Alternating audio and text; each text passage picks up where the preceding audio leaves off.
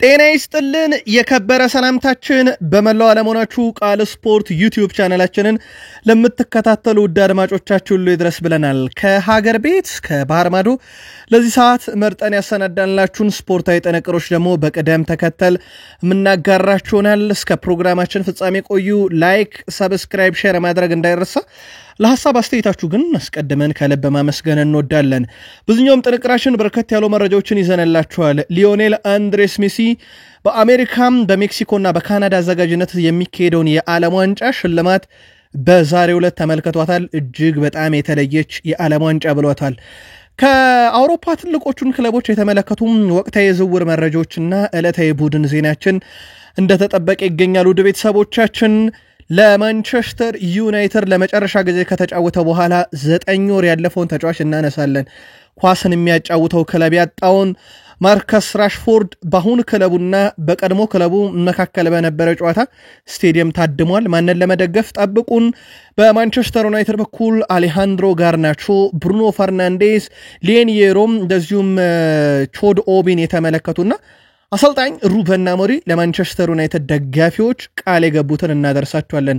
በተለይም የዩናይትድ ደጋፊዎችና ራክሊፍ መካከል የተፈጠረውን ክፍተት ሰሞንኛ ጉዳይ ለማብረድ እቅድ ይዘው ብቅ ብለዋል። ታደምጡታላችሁ።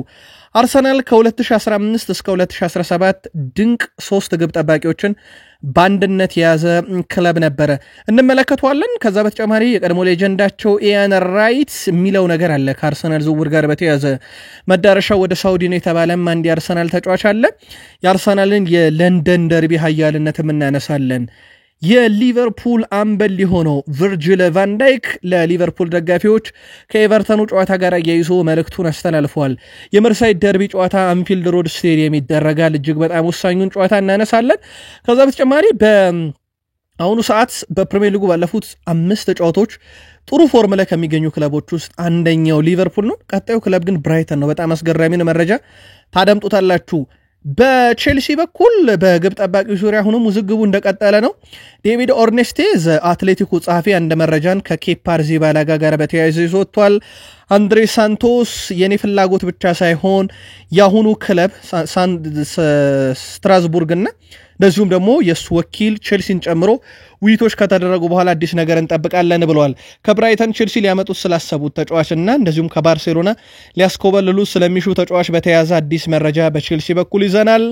ኤርሊንግ ብሮት ሃላንድን በተመለከተ ፔፕ ጋርዲዮላ ያረጋገጡት ነገር በማንቸስተር ደርቢ ጨዋታ ላይ እንደማይገኝና ከ1 ወር እስከ 2 ወር ባለ ጊዜ ሜዳ ላይ እንደማንመለከተው አረጋግጧል። የእሳቸውን ጋዜጣዊ መግለጫ እናደርሳቸዋለን። በተወዳጁ የእንግሊዝ ፕሪሚየር ሊግ ሌሎችም መረጃዎችን ይዘንላቸዋል ከዝውውር ጋር በተያያዘና ዛሬ ኮንትራቱን ከፈረመው ተጫዋች ጋር በተያያዘ ንጎሎ ካንቴ ዳግም ወደ አውሮፓ ሊመለስ መሆኑ እየተዘገበ ይገኛል። ማነው ይህን ተጫዋች ለማግኘት ጥረት እያደረገ ያለው ክለብ ታደምጡታላችሁ።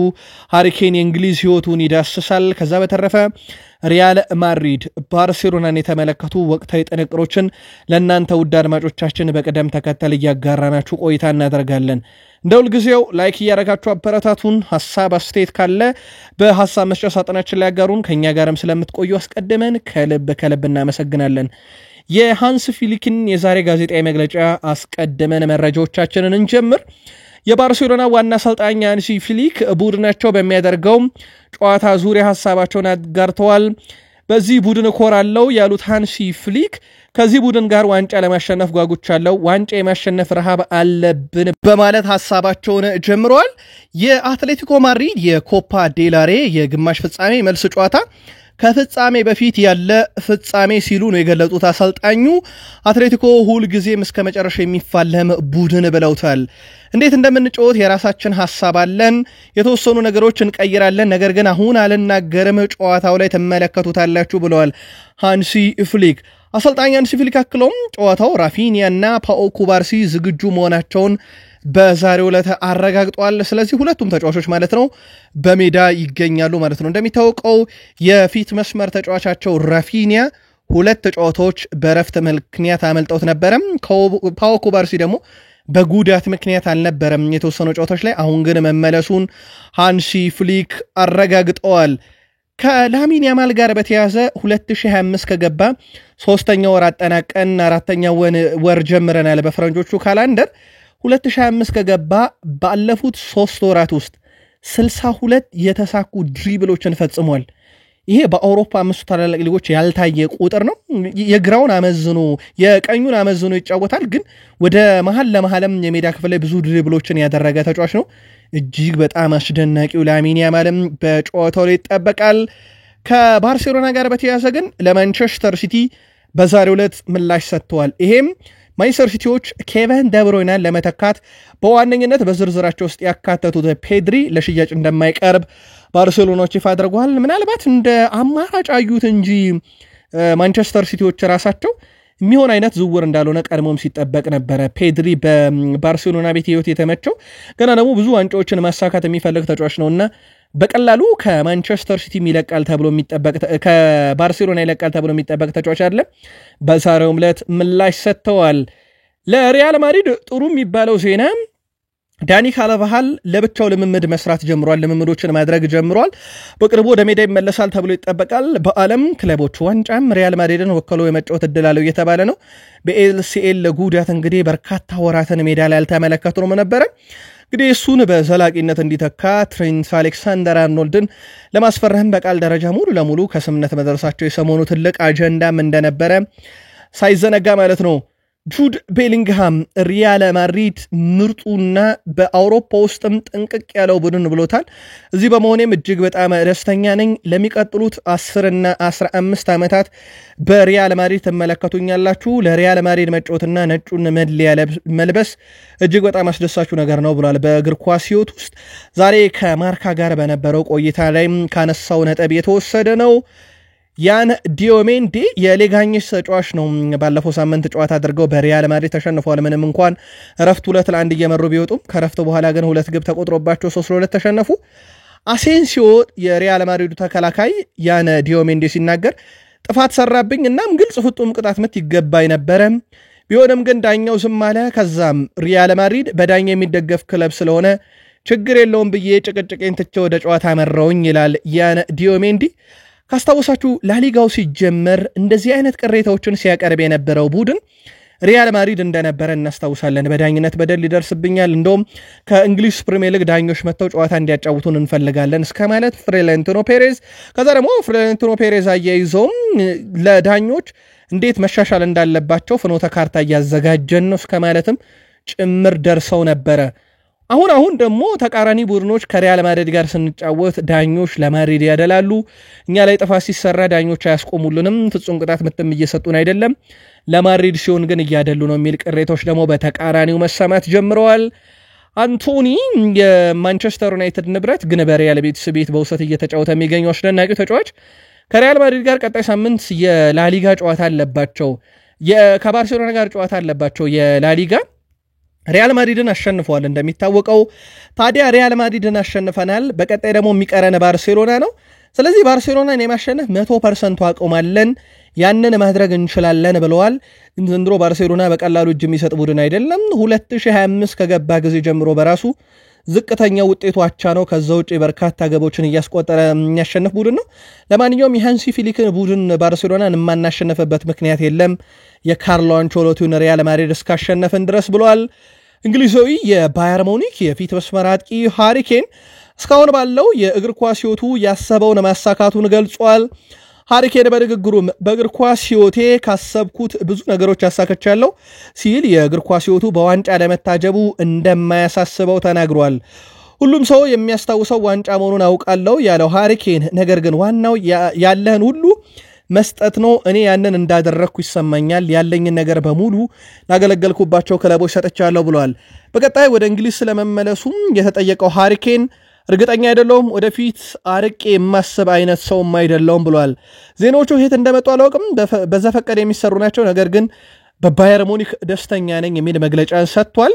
ሰሞኑን በስፋት እንደውም ስሙ ከሊቨርፑል ጋር ከተያዘ በኋላ የለም እንደ ሊቨርፑል ያለ ክለብ ወጣት አጥቂ ነው የሚፈልገው በሚል ደግሞ ማስተባበያ መረጃዎችም እንደዚሁ በተቃራኒው ሲወጡ ነበረ። ለማንኛውም ሃሪ ኬንም መረጃዎቹ ከየት እንደመጡ አላውቅም ሲል ምላሽ ሰጥቶባቸዋል። ላውታሮ ማርቲኔዝ በኮፓ ኢታሊያ ግማሽ ፍጻሜ ኢንተር ሚላን ከኤስ ሚላን ጋር በሚያደርጉት ጨዋታ ላይ ከጉዳቱ ሙሉ ለሙሉ ባለማገገሙ እንደማይሰለፍ ይፋ ተደርጓል። ላውታሮ ማርቲኔዝ እጅግ በጣም አስደናቂ ተጫዋች ሜሲ ባልነበረበት የአርጀንቲና ብሔራዊ ቡድን ውስጥ በጣም ቁልፉ ተጫዋች እንደነበረ እናስታውሳለን። በተለይም በዓለም ዋንጫ የዓለም ዋንጫውን ሲያሳኩ በጣም ቁልፉ ተጫዋች፣ ኮፓ አሜሪካን ሲያሳኩ ቁልፉ ተጫዋች ነበር። የኢንተር ሚላንም ወሳኝ ተጫዋች ስለመሆኑ ምንም ጥርጥር የለውም። ግን በጉዳት ኮፓ ኢታሊያ ጨዋታ ያመልጠዋል። ንጎሎ ካንቴ በሌስተር ሲቲ 2015-16 ራሱን ለአውሮፓ እግር ኳስ በደንብ አስተዋወቀ። ከዛ ቼልሲ ካስፈረመው በኋላ ከቼልሲም ጋር የአውሮፓ ሻምፒዮንስ ሊግን አሳካ። የማይደክመው ተጫዋች ነው። ንጎሎ ካንቴ አሁን በአሊታድ ይገኛል። ወደ አውሮፓ እግር ኳስ ግን ሊመለስ መሆኑ እየተዘገበ ይገኛል። የቱርኩን ክለብ ቤሺክታሽን እንግዲህ እንዲቀላቀል አሰልጣኝ ኦሊ ጉናር ሶልሻየር ንግግር ማድረጋቸው ተረጋግጧል። ሰፊ ውይይትም ከተጫዋቹና ኮኪሉ ጋር ማድረጋቸው ነው የተረጋገጠው። ዳግም ተጫዋቹን ወደ አውሮፓ ሲመልሱ በቱርክ ሊግ ቤሺክታሽ ነው ሲጫወት የምንመለከተው። ቀጣይ ደግሞ በተለይ ንጎሎ ካንቴ ፍቃዱን የሚሰጥ ከሆነ ወደ አውሮፓ ለመመለስ በክለቡ አሊታድና በቤሺክታሽ መካከል ውይይቶችና ድርድሮች እንደዚሁ ይደረጋሉ ተብሎ ይጠበቃል። ሚካ ብሪዝ የመጀመሪያው ተጫዋች ሆኗል 12 ግቦችን በ10 የመጀመሪያ የፍራንስ ሊግ ጨዋታ ያስቆጠረ። የሚበለጠው በኦስማን ዴምቤሌ ነው ደግሞ በአጠቃላይ 13 ግቦችን በ2025 በማስቆጠር በፍራንስ ሊጋ ማለት ነው። በአውሮፓ 5 ታላላቅ ሊጎች ውስጥ እንደዚህ አይነት ቁጥር ያለው ተጫዋች አናገኝም። ይህ የሞናኮ አጥቂ በ10 ጨዋታ 14ኛ የግብ አስተዋጽኦ አለው። 2 አሲስቶችን ከደመረን አርሰናል በብዙ ሊቆጭበት የሚችል ተጫዋች እንደሆነ ምንም ጥርጥር የለውም። አሁን ካለው አጥቂ አንፃር ለአብነት ያክል ጋብርኤል ጄሱስ በ27 ጨዋታ 7 ግብና 2 አሲስት ነው ያለው። ያው የ9 ቁጥር አጥቂ አይደለም። በርግጥ ካይ ሃቨርዝ በ34 ጨዋታ 15 ግብና 5 አሲስት አለው። የሚካ ብሪዝ ግን ግብ የማስቆጠር ንጻሬ እጅግ በጣም አደገኛም የሚባል ነው። አሁን በሞናኮ ቤት ይገኛል። አርሰናል እዚህ ተጫዋች ላይ መልሶ የማስፈረም ምንም አይነት መብት እንደሌለው ይታወቃል። ግን በጣም አስደናቂ ጊዜን እያሳለፈ ይገኛል። የቀድሞ አትሌቲኮ ማድሪድ ከዛም በሲቲ በደንብ እናውቀዋለን። የእግር ኳስ ህይወቱ ያበቃው ወደ ባርሴሎና ከሄደ በኋላ ነው። በእርግጥ በጤና መጓደል ምክንያት ነበረ ሰርጂዮ ኩን አጌሮ እግር ኳስን ያቆመው። አርጀንቲና የቀድሞ የማንቸስተር ሲቲ ታሪካዊ ፊት ሰር ተጫዋች ሰርጂዮ ኩን አጌሮ ዘጋቢ ፊልም እንደተሰራለት ተረጋግጧል። ኩን ፖር አጌሮ የሚል ርዕስ የተሰጠው ዘጋቢ ፊልም የሰርጂዮ አጌሮ እግር ኳስ ታሪክ ከልጅነት እስከ እግር ኳስ ጫማ እስከሰቀለበት አጋጣሚን ያነሳል። ዘጋቢ ፊልሙ በቀጣይ ሚያዝያ 29 2017 በእኛ ካላንደር ማለት ነው ጀምሮ ለተመልካች ለእይታ እንደሚቀርብም ተረጋግጧል። ሰርጂዮ ኩን አጌሮን በርካቶች የማይረሱበት አንድ ቅጽበት አለ። እሱም ደግሞ በማንቸስተር ሲቲ እና በኪንስ ፓርክ ሬንጀርስ መካከል የነበረ የእንግሊዝ ፕሪሚየር ሊግ የ30 የመጨረሻ ጨዋታ ዩናይትድ ሰንደርላንድን በዋይኒ ማርክ ሩኒ የጭንቅላት ኳስ አሸንፎ የፕሪሚየር ሊጉ መሪ ሆኖ የሲቲን ጨዋታ ከኢታድ ውጤት እየጠበቀ ነበረ። ኪንስ ፓርክ ሬንጀርስ ጨዋታው 2-1 እየመራ ኤዲን ጄኮ ከማዕዘን ምት የመጣችውን ኳስ በጭንቅላቱ ገጭቶ አስቆጥሮ ጨዋታው 2-2 ሆኖ በዛው የሚያልቅ ከሆነ ዩናይትድ የፕሪሚየር ሊጉን ዋንጫ ለ20ኛ ጊዜ ያነሳና ፈርጊ በዛውም አሰልጣኝነትን ያቆሙ ነበር። ሰርጂዮ ኩን አጌሮ ግን በዛች ሰዓት ላይ የእብደት ጎል አስቆጠረ። ስቴዲየሙ በአንድ እግሩ ቆመ። ዩናይትድ ዋንጫውን አጣ። ሲቲ ከረጅም ጊዜ በኋላ ዋንጫ ነሳ። አሰልጣኝ ሰር አሌክሳንደር ቻክማን ፈርጉሰንም አመቱን ቀጥለው ሩቨን ቫን ፐርሲን ከአርሰናል አስኮብልለው 20 ቁጥር መለያ ለጥፈውበት 20ኛውን የፕሪሚየር ሊግ ዋንጫ አሳኩበት። ከዛ በአመቱ እሳቸውም ከፕሪሚየር ሊጉ ከአሰልጣኝነትም ጭምር ራሳቸውን አገለሉ። ሰርጂዮ ኩን አጌሮ ብዙም የማይረሱ ታሪኮች አሉት። ሚያዝያ 29 ግን በይፋ ፊልሙ ለተመልካች እንደሚደርስም ነው ይፋ የተደረገው። ውድ ቤተሰቦቻችን ቃል ስፖርት የዩቲዩብ ገጻችን ላይ ትገኛላችሁ። ከሀገር ቤት እስከ ባህር ማዶ የተመራረጡ ስፖርታዊ ጥንቅሮችን እያጋራናችሁ እንገኛለን። ከተወዳጁ የእንግሊዝ ፕሪሚየር ሊግ ወዳገኘናቸው አጫጭር ስፖርታዊ ጥንቅሮቻችን ደግሞ እንሻገር። በድጋሜ ከቃል ስፖርት ዩቲዩብ ቻናላችን ጋር መልካም ቆይታ ተመኘን። ከእንግሊዝ ፕሪሚየር ሊግ ወልቭስን ደግሞ እናስቀድም። የፕሪሚየር ሊጉ ክለብ ወልቭስ ብራዚላዊውን የመሃል ሜዳ ተጫዋች ጆ ጎሜዝን ኮንትራት ማራዘማቸውን በዛሬው ዕለት ይፋ አድርገዋል። ክለቡን ሊለቅ ይችላል ሲባል የነበረው ጆ ጎሜዝ አሁን ላይ በወልቭስ ቤት የ5 ዓመት ኮንትራት መፈረሙን የታወቀው። የ4 ዓመቱ አማካይ ጆ ጎሜዝ በወልቭስ የፈረመው አዲስ ኮንትራት ውል ማፍረሻ አለመካተቱ ሲዘገብ ከዚህ በኋላ ተጫዋቹን የሚገዛ ክለብ ካለ ከተጫዋቹን ውል ማፍረሻ ጋር ሳይሆን ጉዳዩ ያለው ከወልቭስ ጋር ይሆናል ማለት ነው። ወልቭስ ተጫዋቹን ለመሸጥ እስካልፈቀደ ድረስ ተጫዋቹ በወልቭስ ኮንትራቱን አክብሮ የሚቆይ ይሆናል ማለት ነው። ብራይተኖች ደግሞ ጆዋ ፔድሮን መግዛት የሚፈልግ ክለብ ካለ 100 ሚሊዮን ዩሮ ማቅረብ እንዳለበት አሳውቀዋል። ተጫዋቹ በሊቨርፑል ዝርዝር ዝውውር ውስጥ እንዳለ ይታወቃል እና ማንኛውም ክለብ ይሄን ተጫዋች ፈልጎ የሚመጣ ካለ 100 ሚሊዮን ዩሮ ፈልጋለሁ ብለዋል። የዘንድሮ የኑኖ ስፕሪንቶ ሳንቶስ ቡድን ኖቲንግሃም ፎረስት ለየት ያለ ቁጥር ያለው ከየትኛውም የፕሪሚየር ሊግ ክለብ ዝቅተኛውን ፖሴሽን ያስመዘገበ ቡድን የኖቲንግሃም ፎረስት ነው። የኑኖ ስፕሪንቶ ሳንቶስ ቡድን 39.5% ብቻ ነው ኳስን የሚቆጣጠረው በአማካይ በጨዋታ። ለየት የሚያደርገው ነገር ግን የፕሪሚየር ሊጉ ሶስተኛው ክለብ ነው። ለአውሮፓ ሻምፒዮንስ ሊግ ከ1981 በኋላ ለመጀመሪያ ጊዜ ሊሳተፍ ከጫፍ የደረሰ ቡድን ነው። እጅግ በጣም የተለየም ቁጥር አለው። መረጃውን ቲኤንቲ ስፖርት ነው በፊት ገጹ ላይ ይዞት የወጣው። አንጌል ፖስቴኮግሉ እና ቶትናም ሆትስፐርስ እንዴት ያለ ጊዜን እያሳለፉ ነው ደግሞ የሚለውን እንመልከት። የሰሜን ለንደኑ ክለብ ቶትንሃም ዋና አሰልጣኝ አንጌል ፖስቴኮግሉ በሚቀጥለው ክረምት ከክለቡ ሊሰናበቱ እንደሚችሉ ሲገለጽ ነበረ። አሁን ላይ አሰልጣኝ አንጌል ፖስቴኮግሉ በቶትንሃም የመቆየት ዕድል የሚኖራቸው የዩሮፓ ሊግ ዋንጫን ካሳኩ ብቻ መሆኑም ተረጋግጧል።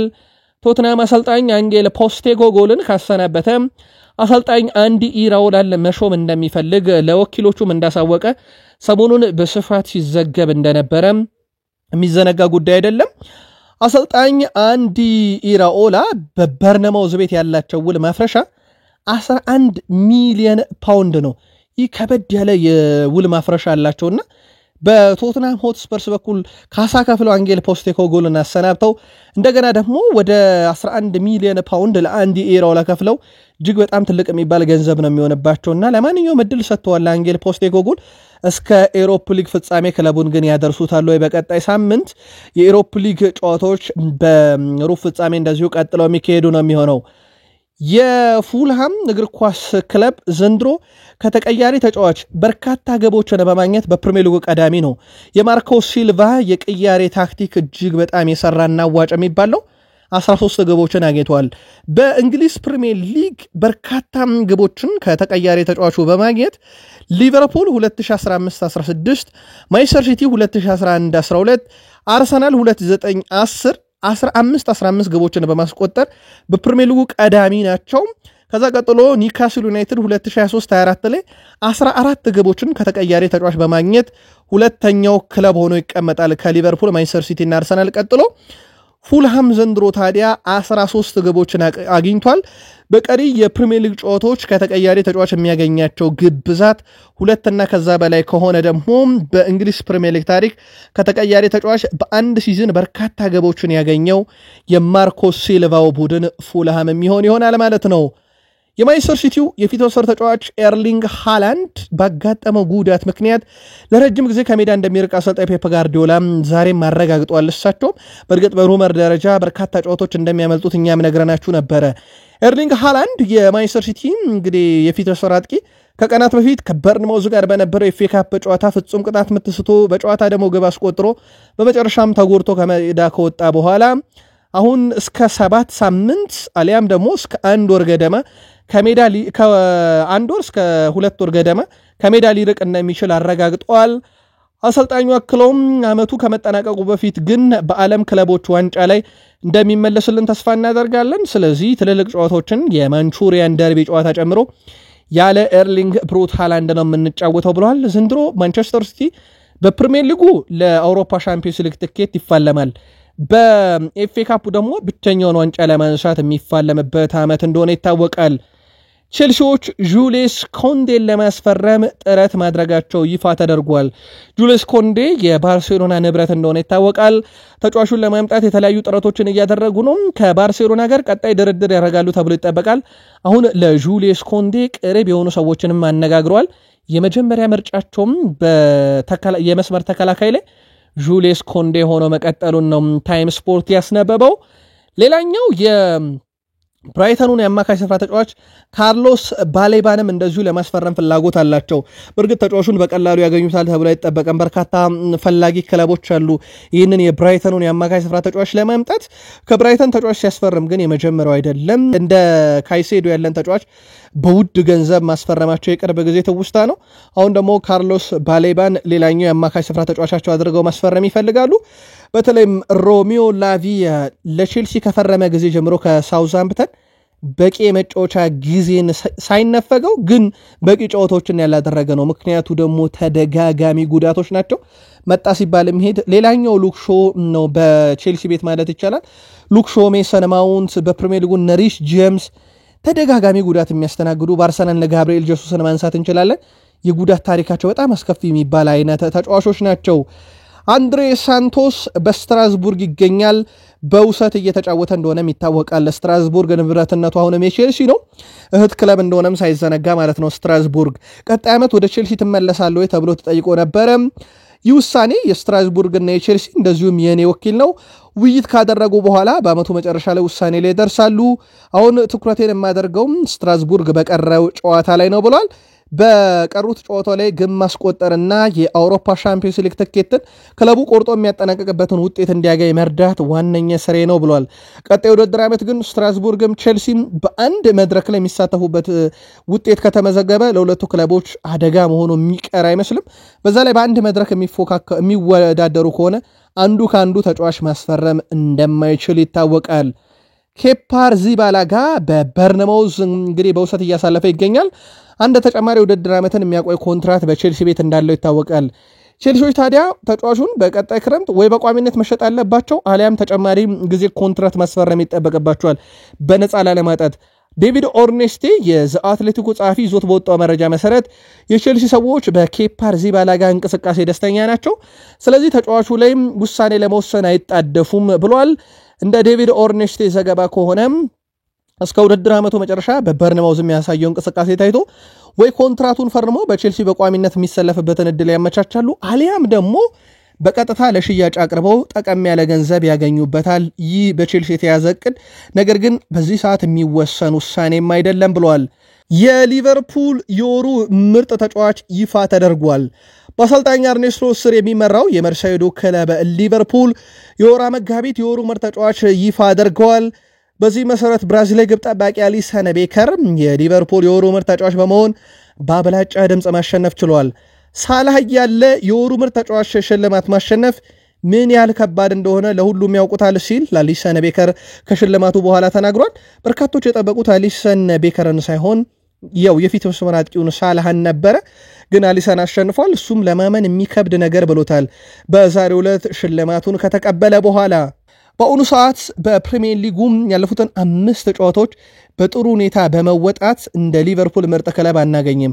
ሊቨርፑል ባለፉት 5 ጨዋታ 4 አሸንፎ 1 አቻ ወጥቶ ምንም ሽንፈት የለውም። በዚህ ደረጃ ከተመለከትነው ብራይተን ተመሳሳይ ሪካርድ አለው። በእርግጥ የብራይተን ለየት የሚያደርገው ተቃራኒ መረብ ላይ 13 ግብ አስቆጥሮ 4 ግብ ተቆጥሮበታል። ሊቨርፑል ደግሞ በተቃራኒው 11 ግብ አስቆጥሮ 4 ግብ ተቆጥሮበታል። ሁለቱም ክለቦች ግን ብራይተንም ሊቨርፑልም 13 ነጥብ በመሰብሰብ ባለፉት 5 የፕሪሚየር ሊግ ጨዋታዎች ቀዳሚ ናቸው። ከዛ ክሪስታል ፓላስን እናገኛለን። የኦሊቨር ግላስነር ቡድን 12 ነጥብ ሰብስቧል። ብሬንትፎርድ 10 ነጥብ አለው። ፉልሃም የማርኮ ሲልቫ ቡድን 9 ነጥብ አለው። ሊቨርፑል ግን በዚህ ረገድ ለዋንጫ በሚያደርገው ግስጋሴ ላይ አሁንም በጥሩ ሪትም ላይ ያለ ቡድን ይመስላል። ዕለተ ሮብ ምሽት 4 ሰዓት ሲል ደግሞ በአንፊልድ ሮድ ስቴዲየም እጅግ በጣም ወሳኙን ጨዋታ ያደርጋሉ። ከዚህ ጨዋታ ጋር በተያያዘ አምበሉ ቨርጅል ቫን ዳይክ ለሊቨርፑል ደጋፊዎች መልእክት አስተላልፈዋል። አንፊልድ አሁንና በውድድር ዓመቱ መጨረሻ መካከል ለሚደረጉ እያንዳንዱ ጨዋታ የተለየ ድባብ እንዲኖረው እንፈልጋለን። የዕረቡን ጨዋታ ጨምሮ በውድድር ዓመቱ 5 የሜዳ ጨዋታዎች ይቀሩናል እና እያንዳንዱ ተጋጣሚያችን የዚህ ስቴዲየም ኃይል እንዲሰማው እንፈልጋለን። ከመጀመሪያው እስከ መጨረሻው ደቂቃ ድረስ የተለየ ድባብ እንዲኖርም እንፈልጋለን ብለዋል። በየካቲት ወር በጉዲሰን ፓርክ የተደረገው ጨዋታ በጣም ከባድ ነበር እና ዘግይቶ ባስቆጠሩት ጎል አቻነትን አግኝተዋል። እኛ ደግሞ ተስፋ አስቆራጭ ሁኔታ ነበር የተጠናቀቀው። ነገር ግን በአንፊልድ ለምናደርገው ጨዋታ ከዛ ምሽት የተሻለ መስራት እንደምንችል እናውቃለን ብለዋል። የሊግ ጨዋታዎችን ከተጫወተን ረጅም ጊዜ ሆኖናል። ከፓሪስ ሰን ዠርሜን እና ኒካስል ጨዋታ ሽንፈት በኋላ ሁላችንም ወደ ሜዳ ተመልሰን ይህን አቋማችንን ማስተካከል አለብን ብሏል። መጥፎ ሳምንት አሳልፈናል፣ ያንንም አንክድም። አሁን ግን ሁላችንም ከፊታችን ባለው ነገር ላይ ሙሉ በሙሉ እናተኩራለን። ከቀሪው የውድድር ዘመን 9 ጨዋታዎች ይቀሩናል። እንዲሁም በጣም ጠቃሚ ጨዋታዎች በአንፊልድ ከሚደረጉ የመርሳይድ ደርቢ ጨዋታ ጀምሮ የደጋፊዎችን ልዩ ድጋፍ እንፈልጋለን ብሎ ለሊቨርፑል ደጋፊዎች ጥሪውን አቀርበዋል። ሊቨርፑል ዘንድሮ እጁ ላይ የቀረው ዋንጫ የተወዳጁ የእንግሊዝ ፕሪሚየር ሊግ ዋንጫ ብቻ እንደሆነ ይታወቃል። ይሄን ዋንጫ ለማሳካትም የቻልነውን ሁሉ እናደርጋለን፣ በእርግጠኝነትም እናሳካዋለን ብለዋል። በዚህ የውድድር ዓመት አርሰናል ከለንደን ክለቦች 20 ነጥቦችን በመሰብሰብ በፕሪሚየር ሊጉ በደርቢ ጨዋታ በርካታ ነጥቦችን የሰበሰበው ክለብ አርሰናል ነው። በእርግጥ የለንደን ክለቦች በብዛት የሚሳተፉበት ሊግ እንደሆነ ይታወቃል፣ ተወዳጁ የእንግሊዝ ፕሪሚየር ሊግ። እናም በዚህ የተወዳጁ የእንግሊዝ ፕሪሚየር ሊግ ላይ ታዲያ ደጋግሞ የለንደን ክለቦች እርስ በርስ የመገናኘትም እድል እንደዚሁ አላቸው። ስለዚህ በፕሪሚየር ሊጉ የአርሰናል ያክል በደርቢ ጨዋታ በርካታ ነጥብ የሰበሰበ ክለብ አናገኝም፣ 20 ነጥብ አለው። አርሰናል በክረምት ለሌሳንድሮ ትሮሳርድ የሚቀርብለትን ጥያቄ ለመቀበል ዝግጁ ነው ተብሏል። ተጫዋቹ በክረምት ከአርሰናል ይለቃል የሚሉ መረጃዎች በስፋት እየወጡም ነው። አሁን በክረምት የሳውዲው ክለብ አል ኢቲሃድ ከአርሰናል ትሮሳርድን እንደዚሁ ማስፈረም እንደሚፈልጉ ከሳውዲ አካባቢ መረጃዎችም ተገኝተዋል። አርሰናል ለተጫዋቹ የሚሆን ገንዘብ ካገኘ የመሸጥ እድሉም ሰፊ ነው እየተባለ ነው። በሚቀጥለው ዓመት አርሰናል በቦታ ላይ ወሳኝ የሚባሉ ተጫዋቾችን የማምጣት እቅድ አለው። በተለይም እነ ኒኮ ዊሊያምስ አሁንም በአርሰናል ዝርዝር ውስጥ እንዳሉ ይታወቃል። ከማርቲኔዝ ይልቅም ሌሳንድሮ ትሮሳርድ ክለቡን የመልቀቅ እድሉ ሰፊ ነው እየተባለ ይገኛል። በእርግጠኝነት ትልቅ አጥቂ እናገኛለን ብለዋል ኢያን ራይት። እንደውም ሲናገር እሱ ብዙ ጊዜ ካይ ሃቨርዝ ንጹህ 9 ቁጥር አጥቂ አይደለም፣ እያባከን ነው እንገኛለን። ስለዚህ ንጹህ 9 ቁጥር አጥቂ ማግኘት አለብን ብሏል። እኛ ደጋፊዎች የምንፈልገው ጨራሽ አጥቂ ነው። 3 እና 4 ተጫዋቾች ስማቸው ከክለባችን ጋር ቢያያዝም ለኛ የሚሆነው አጥቂ ብቻም ክለባችን ያስፈርማል፣ እሱን ነው የምንፈልገው። በክረምት አርሰናል አጥቂ እንደሚያስፈርመን እርግጠኛ ነን። ሌላውን ለክለባችን ትተን መደገፋችንን እንቀጥላለን፣ ግን አጥቂ እንፈልጋለን ብለዋል ኢያን ራይት። በማንቸስተር ዩናይትድ በኩል ሰሞኑን እንግዲህ ሰር ጂም ራትክሊፍ የስቴዲየም መግቢያ ትኬት ላይ ጭማሪ ካደረጉ በኋላ በእርግጥ ታዳጊዎችን አይመለከትም፣ ትልቅ ተቃውሞ እየተነሳ ይገኛል። አሁንም ተቃውሞዎች እንደቀጠሉ ነው። በዚህ ጉዳይ ላይ ፖል ስኮልስም ተቃውሞን ካሰማ የዩናይትድ ሰዎች አንደኛው ነው። ሩበን አሞሪም ታዲያ ደጋፊዎች ደጋግመው ተቃውሞ እያሰሙ ባሉበት ጉዳይ ላይ የእርሶስ ምላሽ ምንድነው ተብሎ ከጋዜጠኞች ጥያቄ ቀርቦላቸው ነበረ። እኔ የተመልካቾችንም ሐሳብ እረዳለሁ። እኔ ማድረግ የምችለው ግን ይህንን ጫና መቀነስ ነው። ይህን ጫና መቀነሰው ደግሞ በእያንዳንዱ ጨዋታ ላይ ግጥሚያዎችን በማሸነፍ የዩሮፓ ሊጉን ዋንጫ በማሳካት ክለቡ በቂ ገንዘብ የሚያገኝበትን የተለያዩ አማራጮች እንዲኖር የውድድር መድረኩን ማስፋት ነው። ስለዚህ እኔ በዚህ መንገድ ክለቡን ማገዝ እፈልጋለሁ። ደጋፊዎችም ባሸነፍን ቁጥር ከኛ ጋር መሆናቸውን ይቀጥላሉ። ስለዚህ እኔ ማድረግ የምችለው ነገር ደጋፊዎችን ማስደሰትና እንግዲህ የተከፉበትን ነገር እንዲረሱ ማድረግ ነው። የደጋፊዎችን ጭንቀት እንዲሁም ብስጭት እረዳለሁኝ፣ በዚህ መንገድ ለማካካስ ጥረት አደርጋለሁ ብለዋል ሩበን አሞሪም። ሌን ይሮ ስለ ማንቸስተር ዩናይትዱ የፊት መስመር ታዳጊ ተጫዋች ቾድ ኦቢ ሐሳቡን አጋርቷል። ተከላካዩ ሌን ይሮም ስለ ተጫዋቹ ሲናገር ቾድ ካለው ነገር አንጻር የዓለማችን ምርጥ ተጫዋች የመሆን አቅም አለው፣ አትጠራጠሩ። 9 ቁጥር አጥቂ አሁን በገበያው ላይ እየጠፋ ነው። የወደፊቱ 9 ቁጥር አጥቂ ግን በዩናይትድ አለ፣ እሱም ቾድ ኦቢ ነው። እድገቱን በዚሁ መቀጠል አለበት። በዋናው ቡድን በታዳጊ ቡድን ውስጥም እድሎችን እያገኘ ይገኛል። ይሄም ተጫዋቹ በትልቅ ደረጃ ራሱን የሚያዳብርበት አጋጣሚ ማግኘቱን የሚያሳይ ነው። ስለዚህ ከሱ ትልቅ ነገር እጠብቃለሁ፣ አትጠራጠሩ። የወደፊቱ 9 ቁጥር አጥቂ ቾድ ኦቢ ነው ብለዋል። በያዝነው የውድድር ዓመት በፕሪሚየር ሊጉ በእያንዳንዱ የሜዳ ክፍል ውስጥ አደገኛ የግብ ሙከራዎችን በማድረግና ከፍተኛ ግብ ሊሆኑ የሚችሉ ሙከራዎችን በማድረግ የማንቸስተር ዩናይትዱ አሌሃንድሮ ጋርናቾና ብሩኖ ፈርናንዴስ ተካተዋል። አሌሃንድሮ ጋርናቾ በማጥቃት ቀጠናው በግራ በኩል ባለው መሃለኛው ዞን ውስጥ 1.01 የግብ ዕድልን በማስመዝገብ በሊጉ ውስጥ ካሉ ተጫዋቾች አንደኛ ደረጃ ላይ ተቀምጧል ከሚጫወትበት ደቂቃ አንጻር። ይህም የሚያሳየው ከዚህ ቦታ ኳሶችን ወደ ጎል ለመቀየር የሚያደርገው ጥረት ከፍተኛ መሆኑ ነው። በተለይም በግራው የማጥቃት ቀጠና ላይ ሲሰለፍ ማለት ነው። ለዚህም ነው እሱ ኳሶችን ወደ ሳጥን ውስጥ እያጠበበ ስለሚገባ የፊት መስመር አጥቂው ዜርኪዝም ይሆን ሆይሉንድ በቂ ኳስ ከከንፍ ተጫዋች ከአሌሃንድሮ ጋርናቾ የማያገኙት። ሌላኛው የብሩኖ ፈርናንዴዝ ነው።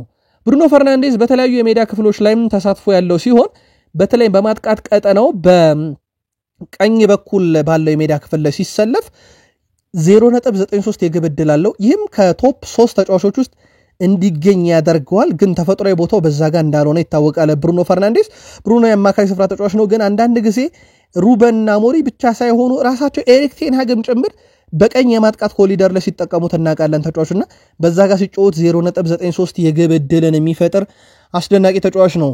በዚህ ወር ግን ብሩኖ በቦታው ላይ ተጫውቷል። በአማካይ ስፍራ ተጫዋች በወር ውስጥ 3 ግብ 3 አሲስት በአራት ጨዋታ 6 የግብ አስተዋጽኦ የነበረው የማንቸስተር ዩናይትድ አስደናቂ ተጫዋች ነው። ማንቸስተር ዩናይትድ በተጠናቀቀው የማርች ወር ያስቆጠራቸው ሁሉም ግብ ላይ የተሳተፈ ድንቅ ተጫዋች። በማንቸስተር ዩናይትድ እና በአስቶን ቪላ ታዳጊዎች መካከል የኤፍኤ ካፕ ጨዋታ ነበረ። የማንቸስተር ዩናይትድ ታዳጊዎች በተሸነፉበት ጨዋታ በመለያ ምት ማርከስ ራሽፎርድ በስቴዲየም ታድሞ ነበረ። ለሚታወቀው ማርከስ ራሽፎርድ ተጫዋችነቱ ለአስቶን ቪላ ነው ሆነ በዚህ ሰዓት ንብረትነቱ ምንም እንኳን የማንቸስተር ዩናይትድ ቢሆንም በውሰት እየተጫወተ ነው። የትኛውን ክለብ ሊደግፍ እንደተገኘ ይፋ ባይደረግም ነገር ግን በስቴዲየም ተገኝቶ ወጣቶችን ሲያበረታታ እንደነበረ ተረጋግጧል። ብራንደን ዊሊያም በማንቸስተር ዩናይትድ በብዙ ሲጠበቅ የነበረ ተጫዋች ነው። ከማንቸስተር ዩናይትድ ተሰናበተ። ባለፉት 9 ወራት ግን አንድም ክለብ አላገኘም የሚያጫውተው። አሁንም ተጫዋቹ ያለ ክለብ ይገኛል። በወቅቱ በበርካቶች ዘንድ ሲወደስ ሲደነቅ የነበረ ተጫዋች ነው። አሁን ግን ክለብ አልባ ሆኗል። ይህ እጅግ በጣም አስደናቂ የተከላካይ ስፍራ ተጫዋች ውድ ቤተሰቦቻችን ቃል ስፖርት ዩቲዩብ ቻናል ለእናንተ ውድ አድማጮቻችን በዚህ ሰዓት ብትሰሟቸው ብለን መርጠን ያሰናዳልናችሁ ስፖርታዊ ጥንቅሮቻችን ፍጻሜያቸው እዚህ ጋር ሆኑ። ከጥቂት ደቂቆች በኋላ ሌሎች ተጨማሪ ስፖርታዊ ጥንቅሮችን ይዘን ዳግም እንገናኝ። በያላችሁበት መልካም ጊዜ